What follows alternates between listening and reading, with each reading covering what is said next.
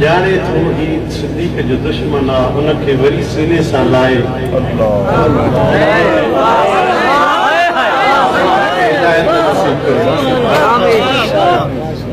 माण्हू न हुजे दीन जे गद्दार जे घर में हुजे दीन जे गद्दार जे घर में अशराफ ठहे कोन तो बदकार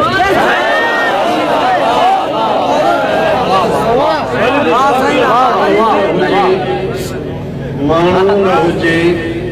दीन जे गद्दार जे घर में अशराफ ठहे कोन तो बदकार जे घर में ढूंढ जे नजदीक रही केर सघे थो ढूंढ जे नजदीक रही केर सघे थो मुर्दार रही सघंदो को मुर्दार जे घर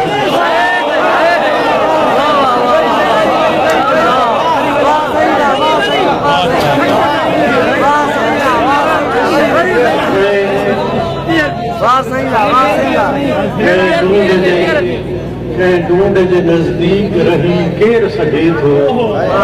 मुर्दार रही सघंदो को मुर्दार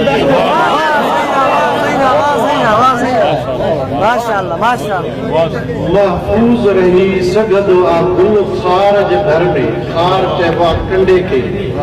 कंडे जे भरिसां गुल त महफूज रही थो सघे महफूज रही सघंदो आहे गुल खार जे घर में ईमान ॾुखियो थींदो आहे अग़यार जे घर में ईमान ॾुखियो थींदो आहे अग़यार जे घर में असहाब जे दुश्मन खे ॾिसी दर्द थिए थो असहाब जे दुश्मन खे ॾिसी दर्द वधे थो आज़ार हुजे जीअं तो आज़ार जे घर में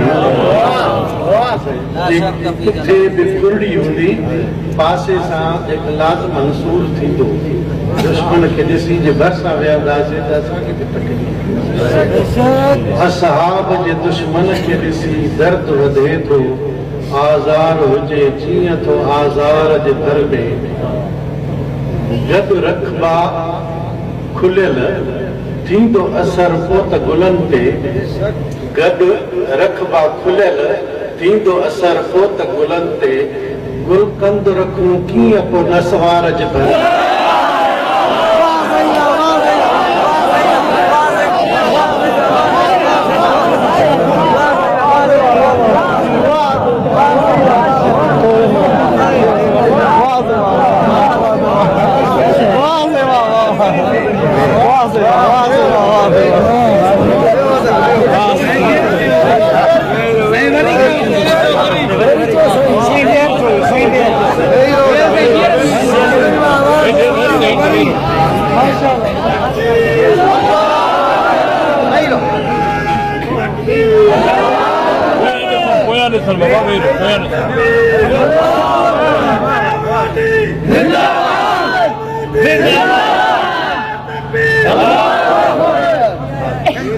गॾु रखबा